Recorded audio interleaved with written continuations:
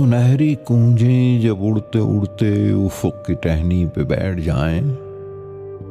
तुम्हारे कंधों पे झुक के जब शाम बोसा ले ले, चिराग खोलें जब अपनी मध्यम उदास आंखें, तुम अपने चेहरे पे खींच लेना हया का आंचल, मैं हौले हौले मना के आंचल उतार लूंगा। तुम्हारे होंठों के ठंडे ठंडे गुलाब आंखों पे रख के मैं